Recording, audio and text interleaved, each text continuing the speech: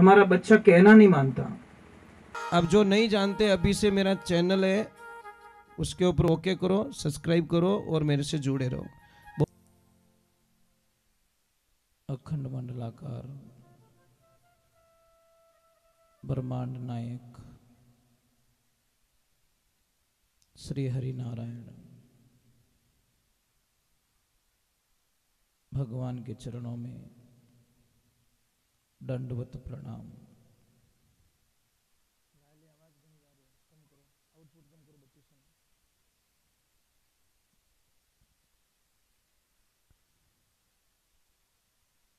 महाराज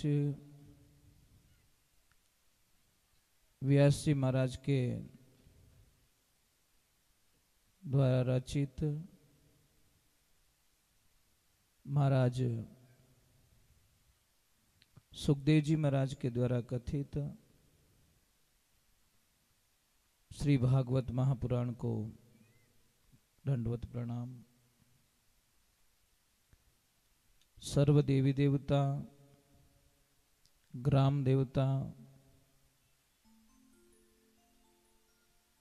और सभी कार्यकर्ता गण, सभी भक्तगण, सभी को दंडवत प्रणाम।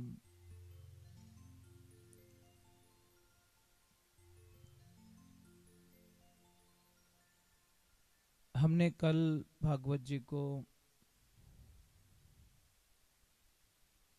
परीक्षित जी महाराज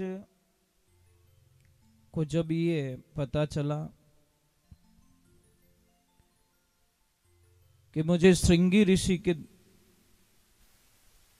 द्वारा श्राप दे दिया गया है, क्योंकि वो जो पाप करके गए थे उसके पहले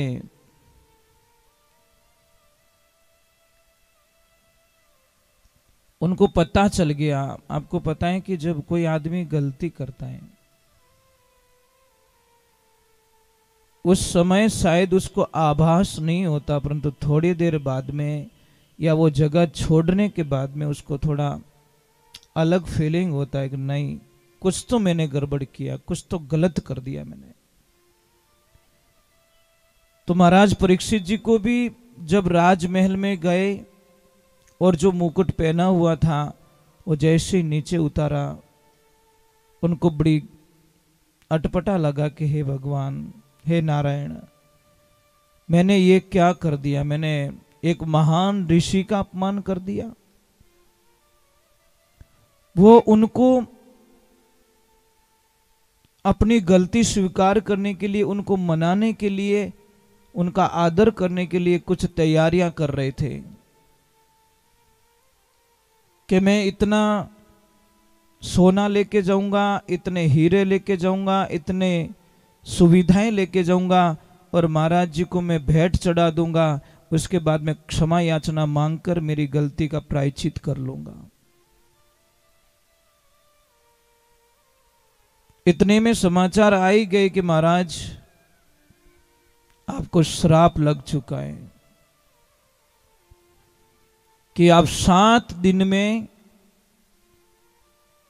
आपको तक्षक आएगा और वो डसेगा और आपकी मृत्यु हो जाएगी।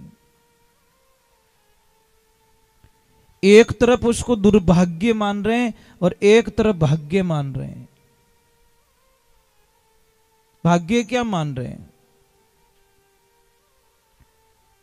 कि मैं बड़ा नसीब वाला हूं कि मुझे सजा मिली, और गलती करने वाला उसका प्रायश्चित यही है कि वो भगवान से कहे, प्रभु मुझे सजा दो, मुझे छोड़ो मत, अगर अब छोड़ दिया तो मैं और कोई गलती करूंगा, मुझे छोड़िए मत। और आप लोगों ने, शायद सब लोगों ने वो कहानी सुनी होगी कि एक लड़का बालपने में स्कूल जाता है और वो किसी की पेंसिल चुरा देता है, और पेंसिल चुरा के जब माँ के पास में ले जाके देता है कि माँ मैंने आज किसी लड़के के बैग में से पेंसिल चुरा दी है। माँ ने कहा बेटा किसको पता तो नहीं है? कि नहीं माँ, मैंने बड़े होशियारी से चोरी करके लाया। क्या शाबाश बेटा शाबाश, किसको पता नहीं चलना चाहिए। बच्चे को बड़ी एनर्जी मिली, बड़ा बैलेंस मिल गया उसको। 4-5 दिन हुए, उसने पेंसिल की जगह पूरा स्टो बॉक्स ही चुरा दिया। ले गया माँ के पास, मेरे माँ को बोला माँ आज तो कुछ थोड़ा सा बड़ा किया मैंने। बेटा पता नहीं चलना चाहिए दूसरों में घनी हमेटो। अब जिसको स्टो बॉक्स चोरी हुआ था, सारे लड़कों ने देखा उसको, उसकी माँ उसके पास में जाके बोलती तेरे बच्चे ने आज मेरे बच्चे का वो बॉक्स चुरा दिया है। उसने बोला कि तू जानती है मुझे, मैं कौन हूं? आज तो नाम लिया, आइंदे के साथ में नाम लिया ना तो मेरा नाम फलानी है, ध्यान रखना। नाम मत लेना मेरे बच्चे को। और बच्चे को और एनर्जी मिल गई। वाह भाई, मेरी माँ बहुत अच्छी, मेरी माँ रक्षक है। कुछ टाइम बीतता है, थोड़ा वो बड़ा काम करता है, स्कूल का टाइम पूरा हो जाता। तो एक दिन उसने राजा के दरबार में चोरी कर ली महाराज। पकड़ा गया। राजन ने बोला एक काम कीजिए,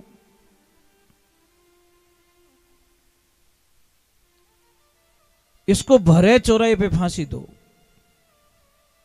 जहां पे लोग सारे इकट्ठे होते हो, आने जाने का रास्ता हो, वहां पे फांसी दे दो इसको। तैयारियां पूरी हो गई।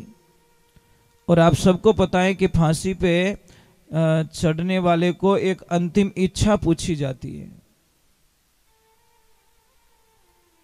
बोल तेरी अंतिम इच्छा क्या है? कि मेरी अंतिम इच्छा है मेरी मां का एक बार मुंह देखना चाहता हूं। सैनिकों को भेजा और जाओ इसकी मां को बुला के लेके आओ। मां दूर से विलाप करती आ रही है, रोती हुई आ रही है। आते ही मां रो रही, बेटा ये क्या हो गया? कि मां जो हुआ जो हो गया, एक बार मेरे गले तो मिल जा, लास्ट समय। और जैसे ही मां नजदीक आई, उसने उसकी मां के नाक को काट लिया, मतलब डाचू भर दियो नाक रे, नाक खाई गो। राजा ने बोला ये क्या कर दिया तूने?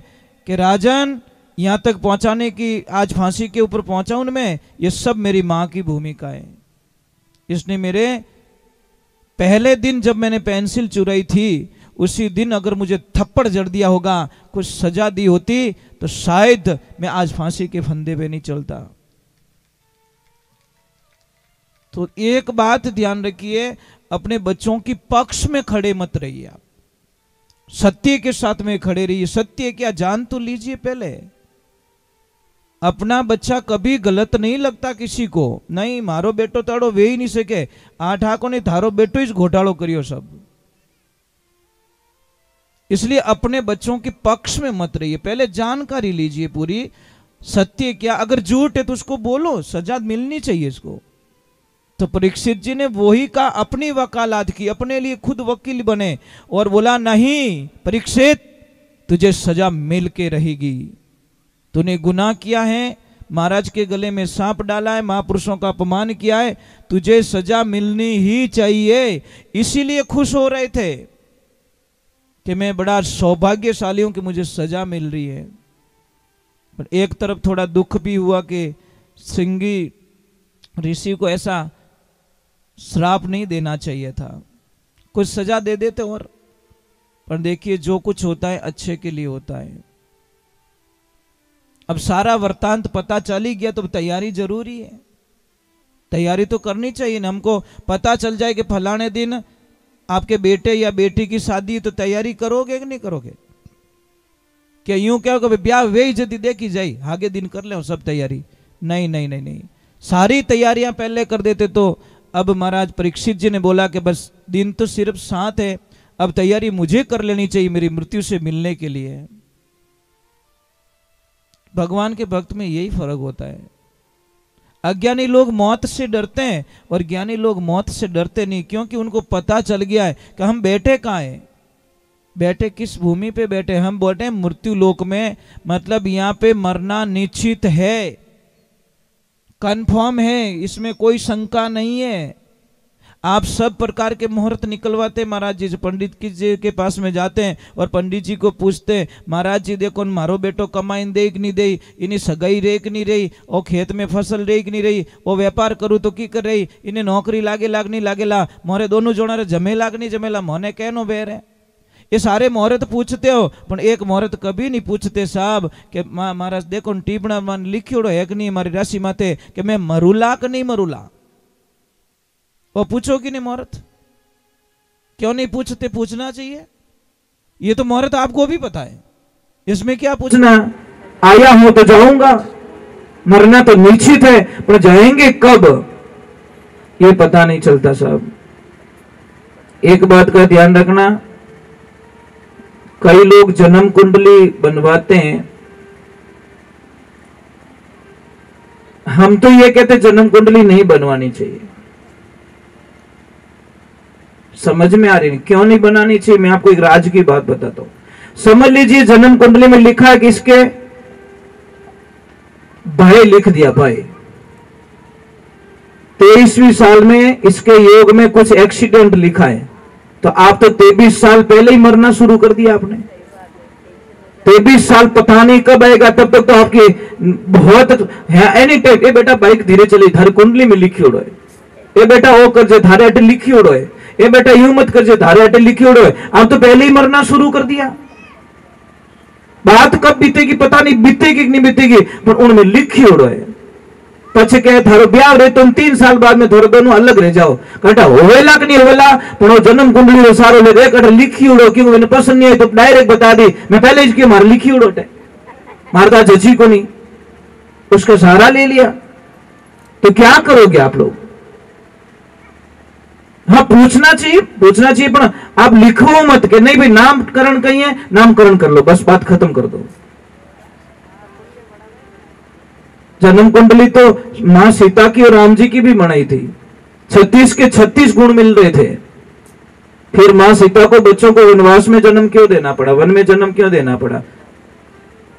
इसलिए समय का खेल निराला भाई, समय का खेल निराला, और समय के आगे झुकना पड़े चाहे कितना बड़ा बलवाना। विधि का जो विधान कोई दुनिया में बदल नहीं सकता, कोई नहीं बदल सकता। महाराज एक बात ध्यान रखना, जिस बच्चे का जन्म नेचुरल जन्म हुआ है उस बच्चे के ऊपर कुछ जन्म कुंडलियां काम करती हैं, और जिस बच्चे को ऑपरेशन के माध्यम से जन्म दिया उसके ऊपर कुंडली कभी काम नहीं करती, जन्म पत्री काम ही नहीं करती। तो उसके लिए काम करती नहीं मानने के लिए। मुझे एक बात समझ में ही नहीं आई अभी तक, अपनो देश बड़ो निरालो है, हम सब निराले हैं।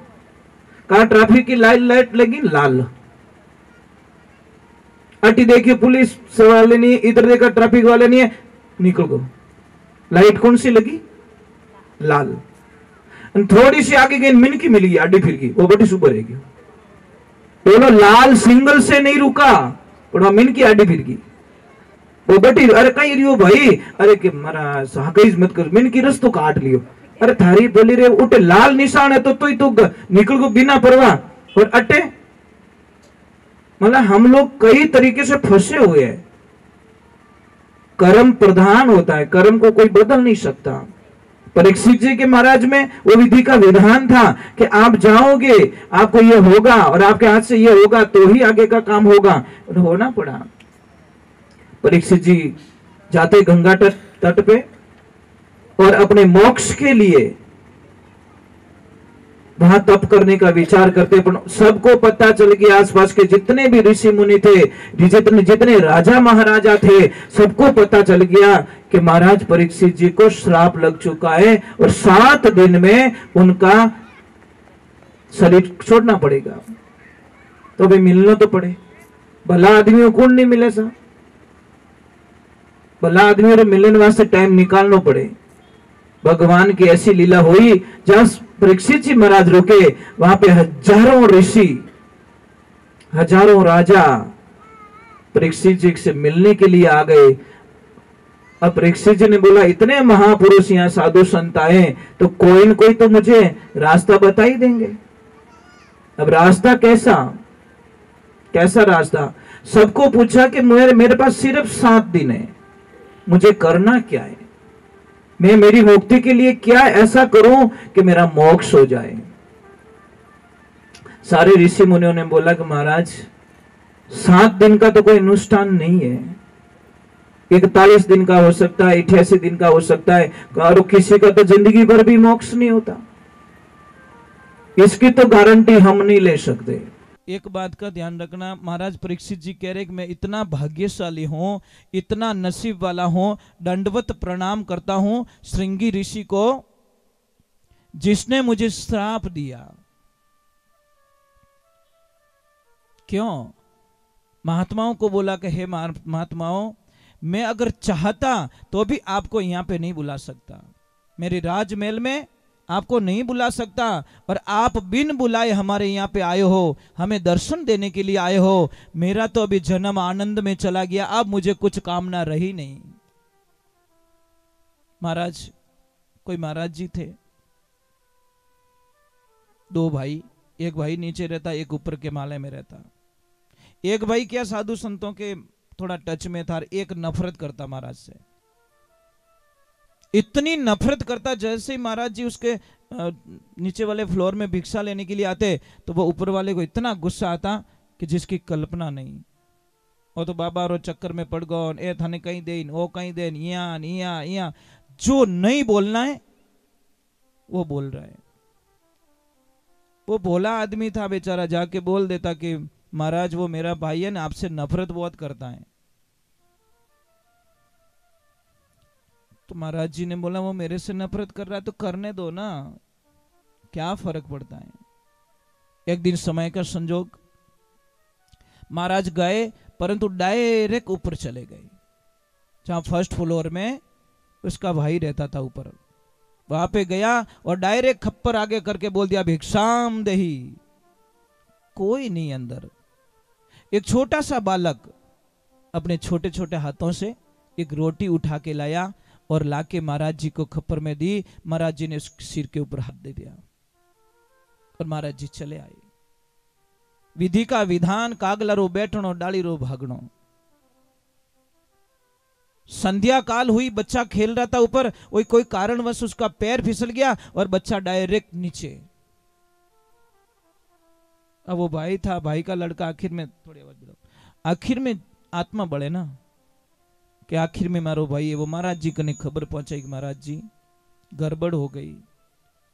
पहली बार इन घर में थोरो जानो रियो, और उन घर में ऐसी घटना आगे तो वो रिया बढ़े, आगे तो यूं थाने चावी कोनी, और भले ही देखो कर्म एड़ा आज ही थारो जानो रियो और आज ही उनो बच्चों नीचो पड़ गो। बड़ी अनहोनी घटना हो गई महाराज। अब तो उसका विश्वास और टूट चुका है।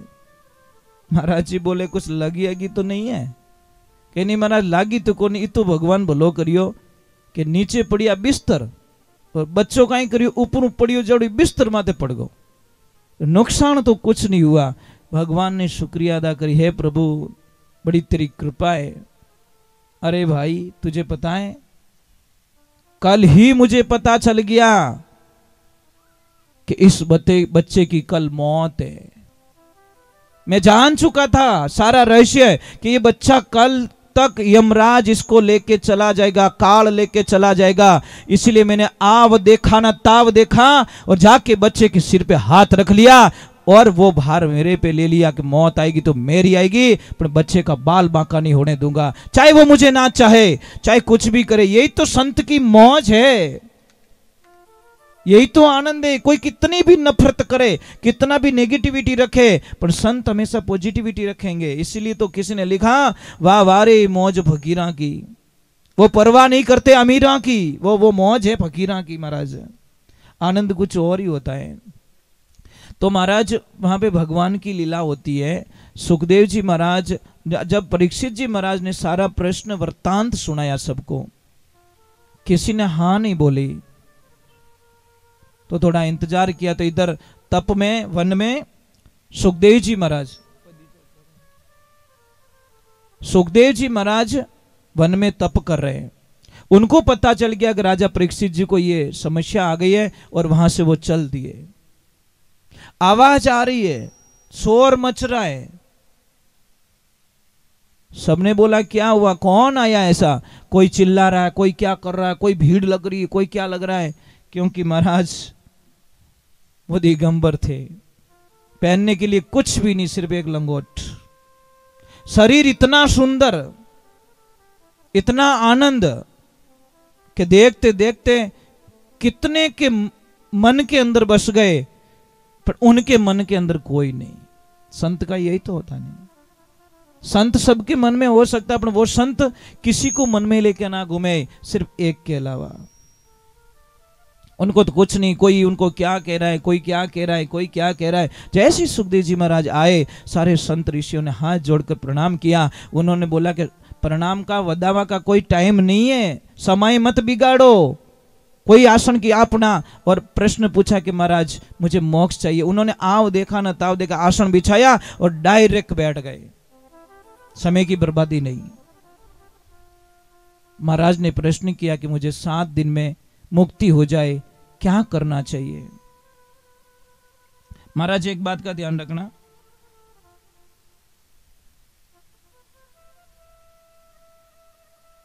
कोई महाराज जी थे, स्नान करने जाते रोज। एक वेश्या का घर रास्ते में ही। ज्यों महाराज स्नान कर पाछा आवतन बाई एक ही प्रश्न पूछती वेश्या कि महाराज कच्चा हो कि पक्का। महाराज कुछ नहीं बोलते, अपनी धुन में मस्त। फिर गए, फिर पूछते महाराज आप कच्चा हो कि पक्का हो। महाराज बोली को नहीं, आप धुन में मस्त। करते करते करते वेश्या ने पीछा नहीं छोड़ा। महाराज भाई पक्की भी नहीं ठाए कि महाराज इतना बजे अटे आवेला, 1000 काम छोड़, रोटी बड़े तो ही बड़े, पर दौड़ नीचे आनो। और महाराज ने पूछनो महाराज कच्चा हो कि पक्का। वही पक्की। महाराज करते करते करते महाराज जी का अंतिम दिन आ गया, महाराज जी चले गए, जवाब नहीं दिया। जब लोग लेके निकले, और बहुत भले संत थे इसलिए सबके दिलों में थे, महाराज सबने अंतिम यात्रा निकाली, बहुत सारा खर्चा किया, बैंड बाजा मंगाया, ये मंगाया। और जैसे ही लेके निकले, वेश्या को पता चला वो महाराज चले गए। वो बोले बिना बोले कैसे चले गए, मैं भी देखती हूं। माने मारो जवाब ही कौन दी, और इया जावे। मैं कच्ची नहीं हूं, वर्षों बीत गए मुझे उत्तर के इंतजार में, और मुझे उत्तर नहीं दिया, और बिना कहीं गया परा। उसने रोको इनको। बोले क्या करेगी, मैं दर्शन करना चाहती हूं। अरे भाई तू तो गंदी औरत है। अरे गंदी बंदी कुछ भी है, मारे कोई वचन दी उड़ो है, आपने कोई मांगो तांगो बाकी है, अरे ऐसे मैं जाने दूंगी नहीं। बोली महाराज हमें तो बता दो कच्चा हो कि पक्का। सब क्यों भाई, महाराज तो काले किया है, कहीं कच्चा पक्का रो खेल खेले रही है। बड़े बोली महाराज कच्चा हो कि पक्का, एकदम बोले कि भाई हमें पक्को हूं, मैं हमें पक्को हूं।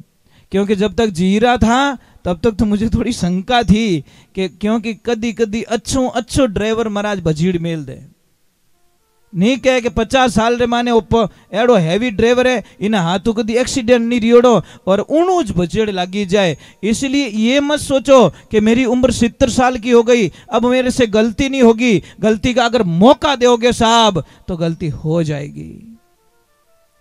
आप चांस में वो मत देखिए कि, क्योंकि गलती में उम्र नहीं देखी जाती।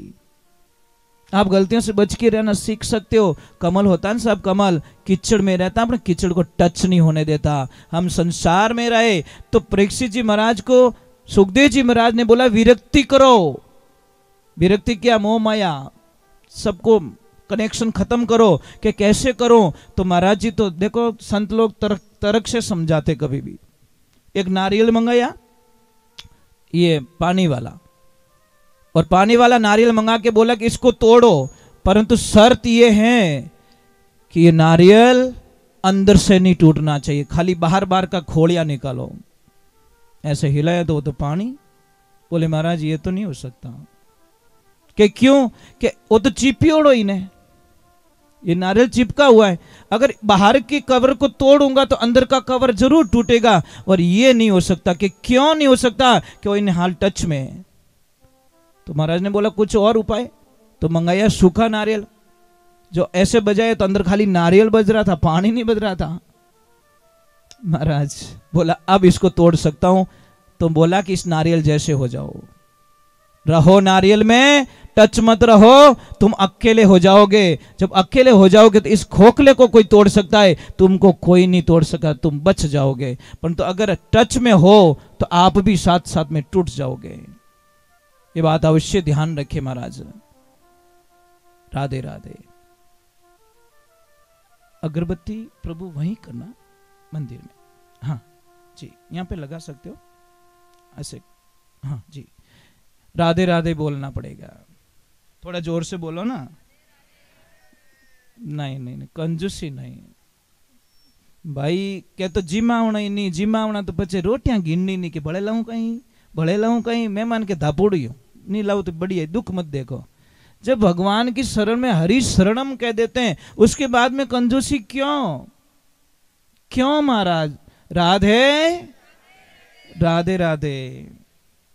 तो महाराज परीक्षित जी को सुखदेव जी महाराज का बहुत अच्छा प्रश्न लगा और महाराज जी ने बहुत ही अच्छा उत्तर दिया कि करना क्या। पहला पड़ाव कहां से शुरू हो रहा है, 3 चीजें बताई, स्मरण, दूसरा स्मरण और तीसरा है कीर्तन। 3 रास्ते बताए। सुनो तो ध्यान से सुनना, मतलब मन विचलित नहीं होना चाहिए, एक एक शब्द का ध्यान रखना पड़ता है। और पता है लॉटरी लगती है ना साहब, तो 1 नंबर गलत आता है तो लॉटरी खत्म हो जाती है, और 1 नंबर सही आई गोरे तो करोड़पति बनाए दे रोडपति ने। ये भी हमारी लॉटरी, ध्यान रखना। कौन सा शब्द आपके पास में आएगा और कौन सी नई जिंदगी स्टार्ट होगी आपको भी पता नहीं है और मेरे को भी पता नहीं है, ये तो भागवत जी जाने। तो पहले सो ध्यान लगा के सुनो। आप सोच रहे हो कि एक छोटी सी बात है, स्टैंड पे गाड़ी पड़ी है, गाड़ी तो पड़ी है पर ड्राइवर नहीं है। अब गाड़ी जान के भाई हाले को नहीं है, मने रावत भाटा जावणो, गाड़ी के माइलो है ही को नहीं, मने ले जाओ जो है ही को नहीं। एड्रेस तो साहब हम किसको बताते, ड्राइवर को बताते। गाड़ी रे चेपियों कोई गाड़ी बट ले जान छोड़ने वाली नहीं है, ये ड्राइवर को। ये तन आपकी गाड़ी है, ध्यान रखना, और मन आपका ड्राइवर है। इस मन को समझाओ कि तू ही गाड़ी में बैठो रहे, शांति हूं, अट उठ भटक रो तो मत, फिर थारे भाड़ो आवी लई को नहीं, पच के धंधो नहीं रहे बैठो, आखो दिन रो तो फिर गाड़ी हुनी छोड़े। तो इस शरीर ने हुनो छोड़ रो, मन आगो पचो फिरेला तो थाने कोई फायदो मिलन वालो। देखो शरीर की पूर्ति के लिए ये मुख बनाया और यहां से पूर्ति होती है। भूख लागे तो कानड़ा में थोड़ी जूस गालो, समझ में आ रही नहीं। कानड़ा बंद कर पाछे मुंडो फाड़ो तो मारी आवाज सुनाई दे। तो रास्ते ही पूरा अलग दे दिया मन तक बात पहुंचाने के लिए। आउटपुट इनपुट, ये ध्यान रखे। तो बराबर ध्यान लगा के सुनिए, आप प्रेम से सुनिए। दूसरा नाम स्मरण, मतलब उसको चिंतन करिए, आप बार बार रिपीट कीजिए, बार बार रिपीट कीजिए, बार बार रिपीट कीजिए। रिपीट करो करो करो करो करो।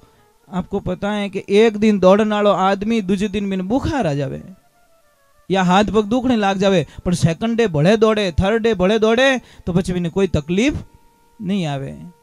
वो तो एक दिन ही दौड़ के मारे तो फौज में कौन जान वाजन होतो ही रहतू, तो गोली आटी छोड़ तू, तेरे वश की बात नहीं है।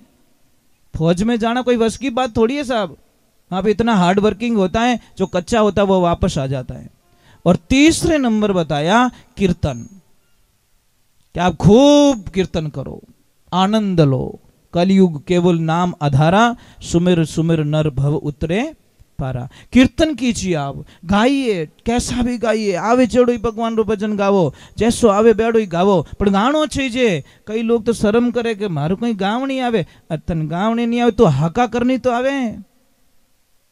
तू राम राम मत बोल, तू मरा मरा ही बोल, कुछ तो बोल बेटी रे बाप की, तू बोल कि महाराज मरा मरा तो ऊंधो हो जावे। तो भाई तू खेत रे माने बीज रा दाना छाटे, जने दाणो चेक करे कदी के उल्टो पड़ियो कि सीधो पड़ियो, कदी चेक करो, कदीश नहीं करो। पण वो उगे कि नहीं उगे, भाई छाटियो जने तो उग्यो ना, वो तो क्या छाटू ही कोण नहीं, वाने लावा ले ले भक्ति रा टोली पर धूड़ो लाइन लाडू बड़ान खाई ले, थार लाटा एड़ी आई भाई। ओ की कोनी तो पावो की कोनी। महाराज अब राम जी रो नाम भौंको टेडू ले ले हरि भजन करते रहो करते रहो करते रहो करते रहो। आखिर में महापुरुषों ने भी बोला कि राम नाम रटते रहो जब लक घट में प्राण, अरे कबूक दीन दयाल के भनक पड़ेगी कान। कदी तुम्हारो हेलो सुनेला सांवरो, कदी तो सुनी महाराज। हिम्मत नहीं हारना चाहिए, हिम्मत नहीं हारना चाहिए। आपसे कुछ नहीं होवे तो भी बस राम जी ने अगरबत्ती नहीं करो, पूजा पाठ नहीं करो तो कुछ नहीं, प्रभु ठीक हो ना। आते भी राम जाते भी राम, आते भी राम जाते। आखिर भगवान के तंग कर दियो, हमें तो की देनी ही पड़ी ने। पण एक दिन ही 12 महीना 5 साल में एक बार रामा सामा करो जो ना, अगर गिनाई थी नाराज बेटे बाप इतना कहीं बिजी रिया, तो वो तो जगत का रखवाला है। जब अपना ये लोग ही नाराज हो जाए महाराज, इस शरीर के लिए हम कभी अहंकार न करें। शरीर की कोई परिभाषाएं नहीं होती, कितने दिन चलेगा कोई ठिकाना नहीं है। मैं आपसे एक प्रार्थना कर रहा हूं, आपका जीवन है, आपका जीवन 2 तरह का है। सबसे पहले कोई आदमी यहां से लकड़ी लेके जा रहा है, भाई यहां पे भंडारा चलता है, तो भंडारा वालों ने बोला कि भैया संध्या काल हो गई है और भंडारे में यहां पे धुने पे लकड़ी खत्म हो गई है। एक काम करने, तेरी बड़ी कृपा हो जाएगी, आधी लकड़ी तू मुझे दे दे, आधी लकड़ी तेरे घर पे ले जा। तो वही बाबा का कोई परम भक्त था, महादेव का भक्त था, उसने देर नहीं की, लकड़ी को काटा, आधा पकड़ा दिया धुने पे और आधा लेके चला गया घर पे। लकड़ी कितनी? 1। भाग कितने हो गए? 2। एक पहुंची घर पे और एक पहुंची धुने पे। अब दोनों को अग्नि मिली है साहब, दोनों को अग्नि मिली है। घर के चूल्हे में भी अग्नि मिली और धुने पे भी अग्नि मिली, पर देखिए दोनों का वर्चस्व पूरा धरती आसमान का फर्क हो गया। जो लकड़ी धुने पे जलाई गई, जो लकड़ी चूल्हे में जलाई, उनो बनियो राखोड़ो, कहीं बनी राख बन गई। और जो लकड़ी धुने पे जलाई, उनी बन गई बबूती, केसर बन गई महाराज। सिर्फ एक थोड़ा सा रास्ता चेंज किया उसने, एक गई मंदिर, एक गई घर्रा चूल्हा में। समझ में आ रही कि नहीं आ रही? तो आपका जीवन है। मैं ही नहीं कहता कि मंदिर पे आके बैठ जाओ, हम ये कभी नहीं कहेंगे। आप तो घर पे भी कीर्तन करने का आइडिया बताता हूं, आप घर पे लगा दो, रसोई में बर्तन धो रहे हो साथ साथ में गाओ, बज रहा है घर पे। पण ए टाबरिया लगावण दे तो टाबरा ने सीजे फिल्म। कोई भी बच्ची ने मां काम बढ़ा दे, बेटा वो काम कर ले, तो प्लीज मम डोंट डिस्टर्ब मी, मम्मी मैंने डिस्टर्ब मत कर, मारे फेवरेट सीरियल आ रही है, क्योंकि बर्बादी इन्हों लिखी जी मारी। अगर ये नहीं देखूंगे तो मैं आगे बर्बाद कैसे होंगी? अरे बेटी रामायण देख लेती, तने कोई संस्कार मिलता, कोई भगवान का भजन सुन लेती, थारा विचार गंदा विचार नेगेटिविटी में पॉजिटिविटी में आ जाता। कौन कहते महाराज नहीं हो सकता? सब कुछ हो सकता है। एक आदमी राजमहल में काम कर रहा है, राजमहल में एक दिन झाड़ू निकालते निकालते उसकी नजर अचानक ऊपर झरोके में चली गई, और जैसे ही देखा तो वहां पे राजकुमारी खड़ी भगवान को निहार रही थी, सूर्य नारायण को निहार रही थी, सूर्य भगवान को जल चढ़ा रही थी। जैसे ही देखा तो वो झाड़ू यहीं पकड़ी रह गई, वहीं देख तो ही रह गयो, क्योंकि उसने ऐसी सुंदर स्त्री कभी देखी नहीं। अब उन दिमाग ही काम करना छोड़ दियो।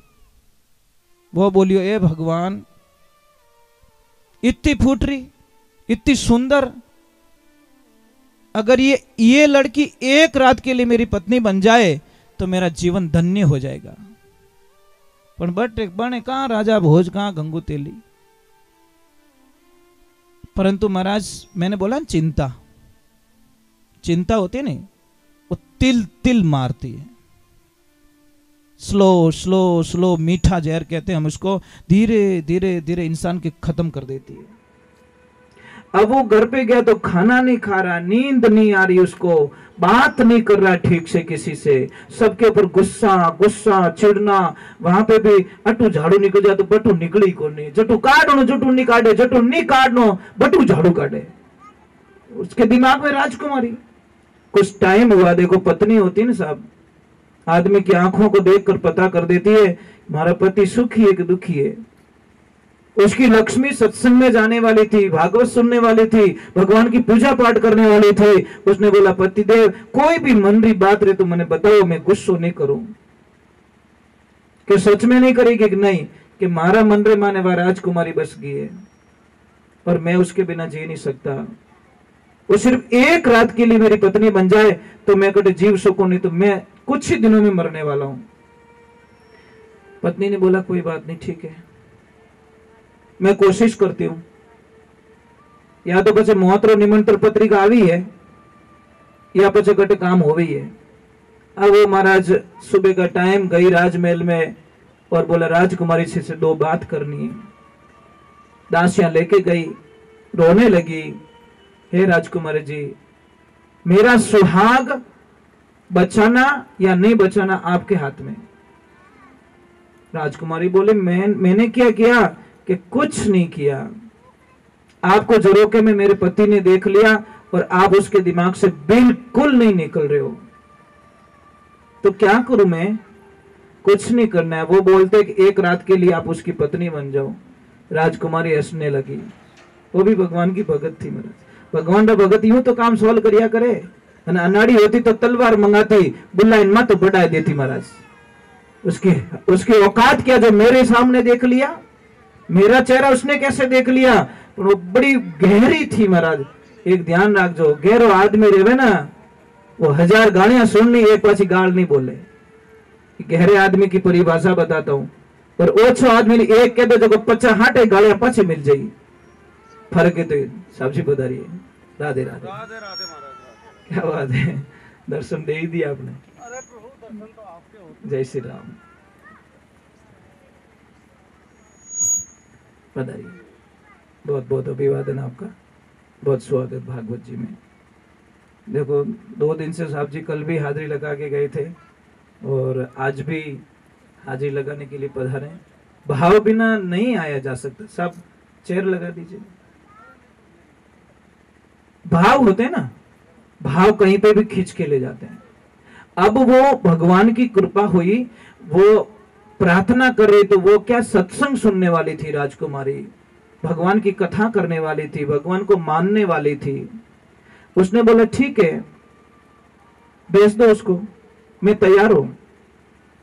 अब वो तैयार हो के आया। आपको पता है कोई बोल दे तेरी लॉटरी लग गई तो बिनु चेहरा 1 सेकंड में चेंज हो जाए। कितना ज्यादा वक्त नहीं लगता, 1 सेकंड में उसके चेहरे पे कुछ नूर आ जाते हैं, हंसी आ जाती है। भगवान की कृपा हुई। वो जैसे ही गया तो उसको बोलो नीचे मत बैठिए, आप ऊपर बैठिए, आप मेरे पति के रूप में यहाँ आए हो, स्वागत है आपको। जिस थाल में राजा भोजन करते उस थाल में उसको भोजन करवाया गया और उसको पूछा गया कि अब बोले आपकी क्या इच्छा है? कि बस मेरी पत्नी ने आपको बता दिया कि कोई बात नहीं, मैं भी एक प्रार्थना करना चाहती हूँ आपसे। कि क्या? बोलिए। कि मैं 1 दिन के लिए पत्नी बनना पसंद नहीं करूंगी, तो कि मैं जीवन भर आपके साथ में रहना चाहती हूँ, मतलब पूरा जीवन ही मैं आपको देना चाहती हूँ। वो बोला हे भगवान, मैं सोचो 100 रुपया मिले, यहाँ तो अरबों की लॉटरी लग गई। आंधो मारे अडंगा, आंखें रही फोड़ाटे, दोनों आंखें रोशनी मिल गई। तो अब वो इतना खुश हो गया तो बोला कि देखो मेरी एक प्रतिज्ञा, राजकुमारी देखो कितना तर्क से समझा रही है, ज्ञानी पुरुष।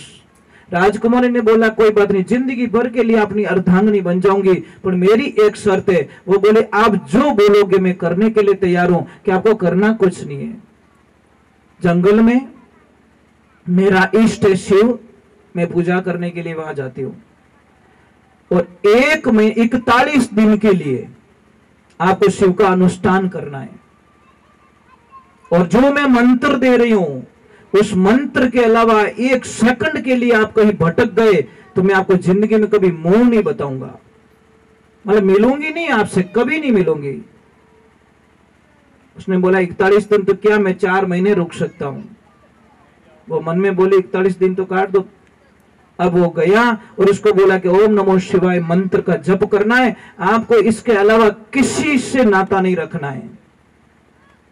आहार लेने के लिए 5-10 मिनट का समय निकाल सकते हो, पर किसी से बात नहीं करनी है, किसी से कांटेक्ट में नहीं रहना है और किसी की फालतू बात विचार नहीं आना चाहिए। अब वो जाता है और ध्यान साधना की सारी व्यवस्थाएं करवा ली राजकुमारी ने। अब बस वो ऐसा मंत्र जपने लगा साहब, 1 मिनट में 18 बार जप कर रहा है।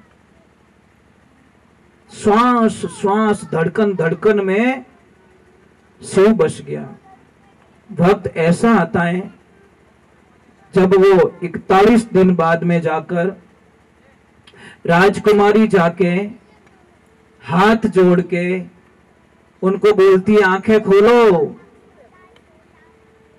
नहीं खोली। आंखें खोलो, नहीं खोली। आंखें खोलो, थोड़ा जोर से बोला आंखें खोलो। घंटी बजाए, ढोल बजाए, सारा वाद्य यंत्र बजाया, तब जाके उसकी थोड़ी सी आंखें खुली। सामने राजकुमारी खड़ी कि पहचाना मुझे? उसने बोला मैं आपको नहीं जानता। अरे मैं वो राजकुमारी कि मैं किसी राजकुमारी को दुनिया में नहीं जानता, मैं सिर्फ शिव को जानता हूं, किसी को नहीं जानता। मैं सिर्फ मैं, शिव के अलावा मुझे दुनिया में कोई नहीं दिख रहा है। हे माते, मैं आपको प्रणाम करता हूं। कहां विषय वासना का भाव लेके राजकुमारी के पास में गया और कहां उसने मां का शब्द का उपयोग कर लिया। ये ज्ञानी और अज्ञानी लोगों का तर्क यहां पता चलता है। इसलिए ध्यान रखिए, जिंदगी में जीवन बहुत छोटा है। आप अपने जीवन काल में कुछ अच्छा करके जा सकते हो और कुछ खराब करके जा सकते हो। कितना जीना हम लोगों को, कोई भरोसा नहीं है साहब। सती आवत देख के तुलसी आवत देख के सती निवाया आशीष, तुलसीदास मुख से बोले अमर चूड़ा आशीष। सती तो हैकी बेकी रह गई कि बाबा क्या बोल रहे हो, क्या हुआ कि मैं पति हमारा मर गया, अभी मैं भी मरण को जाए, तुलसी तेरे वचन का क्या होशी हवाल। बाबा कुछ उल्टा बोल दिया आपने कि कहीं कि आपने बोला अमर चूड़ा आशीष, मेरा तो पति मर चुका है, वो देखो यात्रा आ रही है और देखो मैंने 16 ही श्रृंगार किया, मेरे पति के पीछे सती होने जा रही हूं और आप तो कोई ऊंधो ही बोल का कट जोश में। तुलसी बाबा ने बोला गजब हो गया ये तो, पर बोलवाया तो शायद उसने, मैंने कुछ नहीं बोला। तुलसी मुर्दा मंगाई के मस्तक धरिया हाथ, मैं कछु नहीं जानो तो जाने रघुनाथ। महाराज उस आदमी को जिंदा होना पड़ा क्योंकि संत ने वचन दिया था। संत का आपको बताएं, बेटा कोई गलती करता है साहब तो नाम पहले बाप का खराब होता है। बेटा तो कहीं तो ओळखे नहीं ओळखे पर बाप रे माथे कलंक जरूर लागे। फलाण जी रो बेटो, फलानी समाज रो, फलानी गांव रो, विनित पछे लिस्ट में ले पर लिस्ट पहला आ बनेला, इने वास्ते ध्यान रखजो। जीवन को दाग लग जाए, हमारी वजह से किसको तकलीफ नहीं होनी चाहिए। सबसे पहला संसार में सबसे सुखी व्यक्ति वो हैं जिन्हें पड़ोसी बढ़िया मिल गो, और जिन्हें पड़ोसी बढ़िया है उन्होंने सुखी जीवन कोई हो ही नहीं सके। महाराज घर रो पड़ोसी बढ़िया रहे तो सुबह उठते ही राम राम करो कि नहीं करो, અને ખડૂસ રહેતો સુબેરો કચરો ઢગલો હટી મિલે પછી નીકળે જાડુરી મહાભારત ખેંચાતા ઓતું ને કયો આ આટનું જાડું ફેંકે બાબટનું જાડું ફેંકે दोनों खड़ी जावे। अच्छे पड़ोसी, अच्छा पड़ोसी खेत में मिल जाए तो 4 दिन के लिए हम कहीं जा रहे हैं बोल के जाते भैया थोड़ा ध्यान रखना मैं 5-7 दिन पाछा हूं ला, और खड़ूस मिल जाए तो रात हेरिया खोल दे गाँव रे डंड माए गाल देगा कमाई जेतु तो। और दुकान पे पड़ोसी अच्छो रहे तो वाह भाई, 5 मिनट कहीं जाते तो बोलते शेठ जी ध्यान रखना, ग्राहक आई तो रोकना, और वो रोक के रखता भैया 2 मिनट रुको ना आ रहे हैं। खड़ूस रहे तो कि नहीं वो तो शेठ जी तो कोटा की ओडा गया करे रावत बाटा, समझ में आ रही, वो दूर बताएगा ताकि वो ग्राहक वहां ना रुके। और एक बात है, सीट पे हम कहीं यात्रा कर रहे, सीट पे अगर पड़ोसी अच्छा मिल गया तो आपको बताएं 4-5 घंटे कब निकल गए। और खड़ूस मिल जाए तो हे राम बोल में ही कटे अड़गा रहो नहीं तो ही झगड़ो तैयार। जिंदगी में ऐसा जीवन जीना, ऐसा जीवन जीना। कई लोग मुझे बताते कि महाराज हमारे कमर में बहुत दर्द है, बहुत दर्द है, बहुत सारी दवाएं ली, कमर दर्द ठीक नहीं हो रहा है, इलाज सबके घर में पड़ा है, पर लेते नहीं है लोग। हमारी आदतें गलत हो गई। बाजरी यूज करते हो, बाजरे की रोटी खाते हो, बस यही समस्या। बस ओरिजिनलिटी से हम बहुत दूर जा रहे हैं। आपको बताएं बाजरे की रोटी में ताकत कितनी होती है, आप कल्पना भी नहीं कर सकते। बाजरे की रोटी बनाइए, उसको सेकना नहीं है पूरी, थोड़ी सी सेक दो उठा लो, थोड़ी सी सेक लो उठा दो, दोनों तरफ से खाली कवर बनना चाहिए, पकना नहीं चाहिए। और जहां पे भी आपका कमर दर्द हो रहा है किसी का भी, वहां पे उस बाजरे की रोटी को बांध दो। पहले टच करना बॉडी को भी, हाँ गर्म नहीं लग रही है, बराबर है। देखो आप कल्पना नहीं कर सकते कि 10-15 रुपए में हमारा कैसा इलाज हो रहा है। और आपको पता है घुटनों में दर्द होता है ना, घुटनों में ये जो चूना आता है ना खाने वाला, इतना सा चूना लो, खाना खाने के बाद में पानी में डालकर 1 गिलास पानी में डेली इतना सा चूना लेकर हमेशा पीना स्टार्ट कर दो, आपके घुटनों का दर्द गायब हो जाएगा। ये कोई मजाक नहीं है, आप प्रमाण कर लेना। किसी को कितना भी जॉइंट हो रहा है, कहीं दर्द हो रहा है, आप कोई तेल से मालिश मत करो, सिर्फ तिल के तेल से मालिश करो। और आपको विश्वास नहीं है, कल प्रयोग कर लेना। मेरी बात पे विश्वास बाद में करो, पहले प्रयोग करो। मैं बताऊं, 10 बर्तन ले लेना आप, मिट्टी का बर्तन लेना, पत्थर का बर्तन लेना, या पत्थर के बर्तन ले लेना 10, जिसमें अलग अलग तेल भर देना आप। कोई सरसों का तेल है, कोई किसका तेल है, कोई नारियल का तेल है, कोई किसका तेल है, ऐसे करके 10 बर्तन में एक में तिल का तेल डाल देना। सारे पत्थर के होने चाहिए। 1-2 दिन बाद में देखना, जिसमें आपने तिल का तेल डाला, वो पत्थर का जो बर्तन होगा ना, वो नीचे से पूरा गीला मिलेगा आपको। दूसरा कोई बर्तन गीला नहीं मिलेगा, क्योंकि किसी तेल की औकात नहीं है जो पत्थर को चीर के पार हो जाए। सिर्फ ये तेल शब्द कहां से शुरू पता है? सिर्फ तिल से। तेल शब्द पहले था ही नहीं, तिल से ही तेल शब्द शुरू हुआ। तो हम लोग क्या करते हैं कि रिफाइंड खा रहे हैं, और रिफाइंड में थोड़ा प्रॉब्लम्स होती है साहब।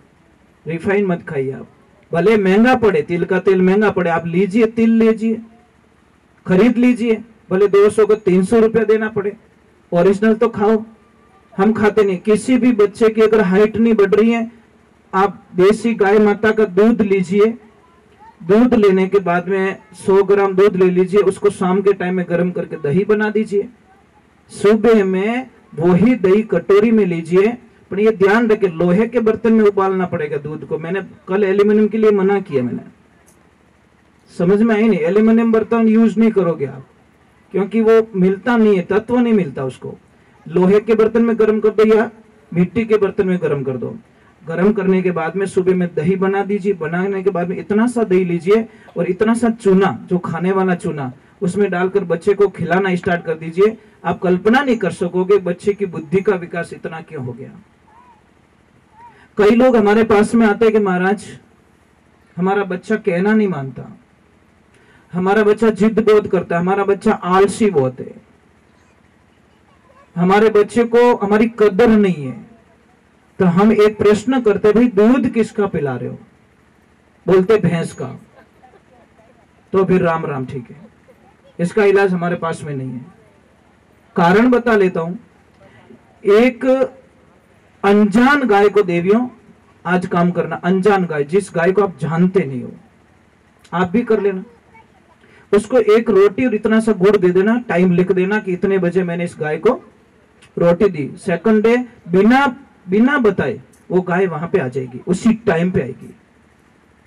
और भैंस को बादाम का हलवा खिला देना, चली जाएगी भैंस, घर पे मालिक इंतजार कर रहा है, और जैसे ही उसको कीचड़ मिलेगा वो मेकअप कराने के लिए ब्यूटी पार्लर में घुस जाएगी, कीचड़ में घुस के वापस निकलेगी। उसको मालिक से, बच्चे से कोई लेन देना नहीं है, उसको कीचड़ चाहिए। जिसकी बुद्धि ही कीचड़ में आनंद में लेती हो, वो कैसे हमारी शुद्धता हो सकती है। दूसरे नंबर, अब एक बछड़े को छोड़ना, भैंस के बछड़े को 10 भैंसों के बीच में 8 भैंस की लात खाएगा ना, तब उसकी मां मिलेगी उसको। और गाय के एक बछड़े को 100 गाय के बीच में छोड़ना, विथिन 2 मिनट में उसकी मां को ढूंढ निकालेगा। वो कोई गाय रे नीचे जान नहीं पड़े, वो डायरेक्टली उसकी गाय माँ को ढूंढ देगा। अब भैंस रो दूध पिए ना रो टबर आप जिद करे तो करे लाई में कोई शंका नहीं है, गाय का दूध पिलाओ। तीसरे नंबर भैंस के बच्चे को देखना, जैसे भैंस का बच्चा दूध पीता एक तरफ जाके सो जाता है, आलस आता है उसको, फैट ज्यादा होता है ना, दूध जितना पतला होगा उतना गुणाकारी होगा। ये ध्यान रखने की बातें होती है। हम पतले दूध को कमजोर मानते, पतला दूध कमजोर नहीं हो सकता, पतला दूध ताकतवर होता है और होता गाय का, इसलिए उसको अमृत का रूप दिया गया। अब देखिए वो बछड़ा जाके सो जाएगा, पर गाय के बछड़े को देखिए, जैसे दूध पिएगा अपना चेंज करेगा और पूंछ लो ऊंचो करी और भाग दौड़ स्टार्ट। ठीक साहब, धन्यवाद, बहुत बहुत साधुवाद आपको। पधारते रहिए, दर्शन दीजिए। आज तीसरा दिन तो हो गया, अभी 2-3 दिन के और मेहमान है हम लोग। जय श्री राम, जय श्री राम। तो ये गाय की महानता है महाराज, गाय का बछड़ा आलस नहीं करता। एक बात और बोल दूं आपको, जैसे कि भैंस गाय जिस दिन बच्चे को जन्म देती है ना, आज ही हमारे आश्रम पे गैया मैया ने बछड़े को जन्म दिया। आज अभी फोन आया था सुबह सुबह कि एक माँ ने बछड़े को जन्म दिया है। तो जहाँ पे बछड़े को जन्म देती नहीं, वहां की जो गीली मिट्टी होती है वो खराब नहीं है, वैसी पवित्र दुनिया में कोई हो नहीं सकती, पर उसको हम गंदी मान लेते हैं, दौड़ डाल देते हैं, उसको हटा देते हैं। जहां पे गाय बछड़े को जन्म देती है उस मिट्टी को उठाइए आप, गिली गिली मिट्टी को, और अपने घर पे जाके चौका दीजिए, देखो आपके कितनी समस्याएं खत्म हो जाएगी। आप कल्पना भी तो नहीं कर सकते। चलो भगवान के चरणों में बोले शंकर भगवान की।